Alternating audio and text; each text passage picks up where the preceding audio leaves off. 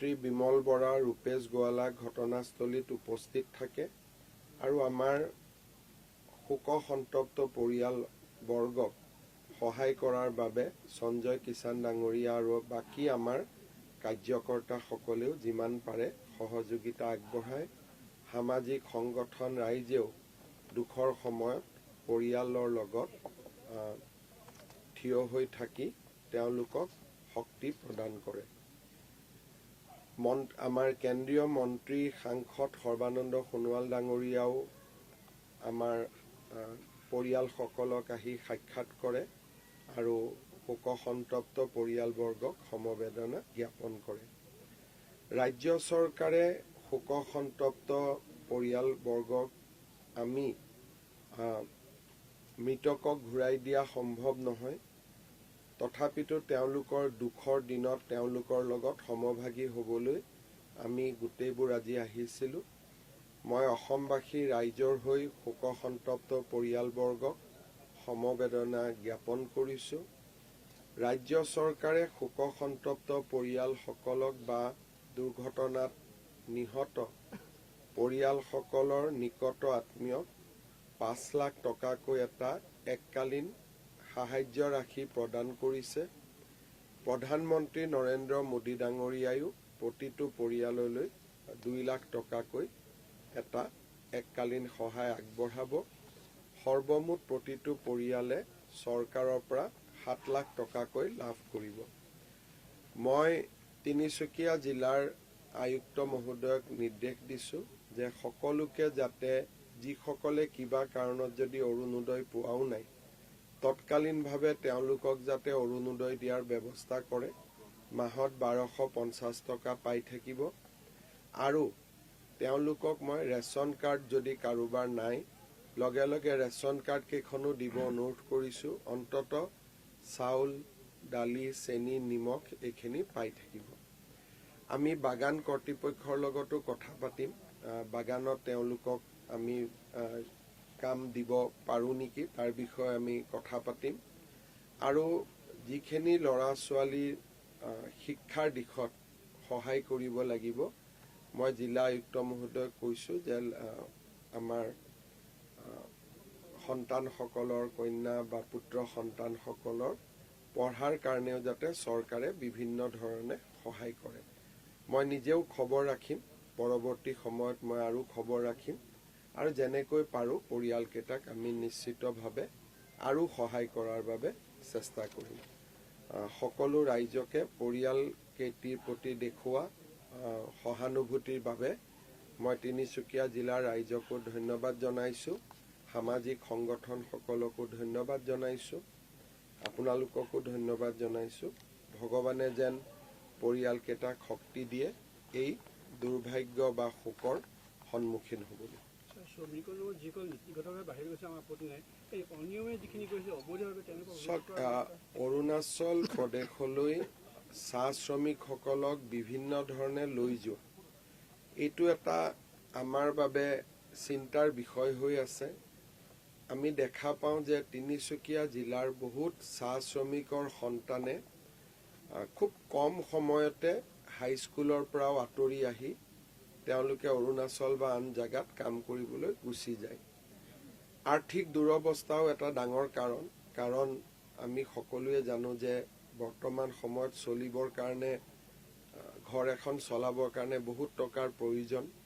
স্বাভাৱিকভাৱে বাগানৰ শ্ৰমিকসকলে ইমান উপাৰ্জন নকৰে আৰু তাৰ কাৰণে তেওঁলোকে কেতিয়াবা ইচ্ছা নাথাকিলেও সন্তানসকলক বা ল'ৰা ছোৱালীক এনেকুৱা কামৰ কাৰণে পঠিয়াবৰ বাবে বাধ্য হয়। এই ক্ষেত্ৰত আমি চৰকাৰী প্ৰচেষ্টা কৰিম আৰু বিশেষকৈ নুসুধা নিমিলাকৈ লৈ যোৱা, সামাজিক নিৰাপত্তা নথকা যি ব্যৱস্থা হৈ আছে সেইটো নিশ্চয় স্বীকাৰ্য নহয়। আমি এই দিশত ব্যৱস্থা ল'ম যাতে নিয়ম নীতিৰ মাজেৰে লৈ যাব পাৰে, শ্ৰমিকক যিখিনি প্ৰাপ্য সুবিধা সেইখিনি দিব পাৰে আৰু শ্ৰমিকসকলে যাতে এনেকৈ বিপদৰ সন্মুখীন হ'ব নালাগে। এই ক্ষেত্ৰত আমি নিশ্চিতভাৱে ব্যৱস্থা গ্ৰহণ কৰিম।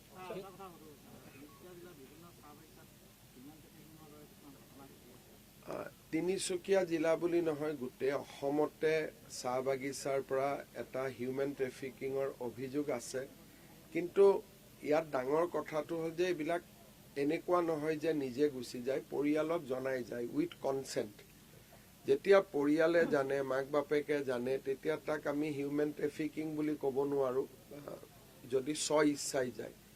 অনিচ্ছা স্বত্বে গ'লে বা কোনোবাই প্ৰলোভন দি লৈ গ'লে সেইটোতো হিউমেন ট্ৰেফিকিঙত পৰিব। কিন্তু স্ব ইচ্ছাই গ'লে আইনৰ দৃষ্টিত অভিযুক্ত নহয়। কিন্তু যদি শিশু শ্ৰমিক হয় নিশ্চয় আইনৰ চকুত অভিযুক্ত। বা প্ৰলোভন দি লৈ গৈ তাতে যদিও যি ধৰণে প্ৰলোভন দিছিল সেই ধৰণে সুবিধা নিদিয়ে, সেইটোও আইনৰ চকুত অভিযুক্ত। আৰু মই ভাবোঁ যে বহুত মিটিংবিলাকত মই কৈ আছোঁ, আপোনালোকেও শুনিছে, যে অসমতে যদি আমি এটা উদ্যোগীকৰণৰ পৰিৱেশ সৃষ্টি নকৰোঁ, এনেকৈ শ্ৰমিকসকল সদায় দৰিদ্ৰতাৰ কাৰণে বাহিৰত গৈ থাকিব লাগিব।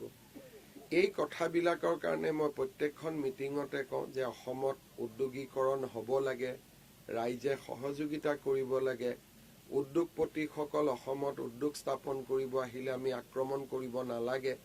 কাৰণ যদি অসমত উদ্যোগ স্থাপন আমি কৰিব নোৱাৰোঁ, শ্ৰমিকসকলে কামৰ সন্ধানত বাহিৰত যাব আৰু সদায় এটা অনিশ্চিত ভৱিষ্যতৰ সন্মুখীন হৈ থাকিব লাগিব। কেইদিনমান আগতে আমি শ্ৰদ্ধাঞ্জলি বুলি এখন আঁচনি আৰম্ভ কৰিছিলোঁ, যে বাহিৰত কোনোবা শ্ৰমিকৰ কিবা কাৰণত মৃত্যু হ'লে অসম চৰকাৰে তেওঁলোকক অসমলৈ উভতাই লৈ আহিব। আঁচনিখনৰ জৰিয়তে ইমান মৃতদেহ আমি উভতাই আনিবলগীয়া হৈছে, মই তাক ভবাও নাছিলোঁ। তাৰমানে অসমৰ পৰা বেংগালোৰ, হায়দৰাবাদ, কেৰেলাত কাম কৰিব যোৱা মানুহসকলৰ, শ্ৰমিকসকলৰ জীৱন কেতিয়াও ঘৰত থকাৰ দৰে সুৰক্ষিত হ'ব নোৱাৰে। সেইকাৰণে মই ভাবোঁ যে আমাক সকলোৱে সহযোগিতা কৰিব লাগে, অসমত যাতে আমি এটা উদ্যোগীকৰণৰ পৰিৱেশ এটা নিৰ্মাণ কৰিব পাৰোঁ, আমাৰ শ্ৰমিকসকল যাতে অসমতে থাকি কাম কৰিব পাৰে। ছাৰ, এটা শেষ প্ৰশ্ন। এতিয়া আমি যেতিয়া বাতৰি সম্পৰ্কে প্ৰত্যেকে এটা কথা কৈছে, আমাৰ ইয়াত কাম নাই, কাম নাই, কাম নাই। অথচ এই বাগিচা গাঁওখনত প্লাষ্টিক উদ্যোগ আছে, বাগিচা আছে, তেওঁলোকে কাম নিদিয়ে, স্কেল নহয় বুলিও কথা কয়। কিবা ব্যৱস্থা কৰিব চব স্কিলো লাগিব, আৰু যিমান কাম আচলতে আমাক লাগে সিমান কামটোতো আজিৰ দিনত নাই। যিমান কামৰ আমাক প্ৰয়োজন, মানে যিমান আমাৰ শ্ৰমিক আছে বা কাম কৰিবৰ কাৰণে প্ৰয়োজন, আৰু অসমত কেতিয়াবা ডাঙৰ উদ্যোগ নাহিলে সৰু উদ্যোগে প্ৰাপ্যত যিটো পাব লাগে তাতকৈ কমকৈ দিয়ে। যেতিয়া তেওঁলোকক আহি প্ৰলোভন দিয়ে যে ইয়াত 200 টকা পাবি, বেংগলোৰত গ'লে 500 পাবি, তেওঁলোক গুচি যায়। গতিকে এই সামাজিক সমস্যা সমাধানৰ এটা ৰাস্তা হ'ল যে অসমত উদ্যোগ হ'ব লাগে আৰু বাগিচাসমূহত স্কিল ট্ৰেইনিঙৰ ব্যৱস্থা হ'ব লাগে। আমি ভাবোঁ যে লাহে লাহে নিজৰ মাটি বাৰী নিজৰ হোৱাৰ পিছত বাগানৰ যিটো যে ইয়াতেই কাম কৰিব লাগিব, সেই মানসিকতাটো থাকে, লাহে লাহে আঁতৰি আহিব। বহুখিনি পৰিৱৰ্তন হৈছে, কিন্তু কৰিবলগীয়া আৰু বহুত বাকী আছে। স্যাৰ, তিনিচুকীয়া জিলাত চুলাই মদৰ টাউন অঞ্চলত একদম চুলাই একেবাৰে বৃদ্ধি পাইছে, কিন্তু আৰক্ষী বা আবগাৰী বিভাগে কোনো ধৰণৰ ব্যৱস্থা গ্ৰহণ কৰা নাই। বাৰম্বাৰ অভিযোগ। ঠিক আছে, মই এতিয়াই কৈ দিম, কৈ দিম আজি। Thank U.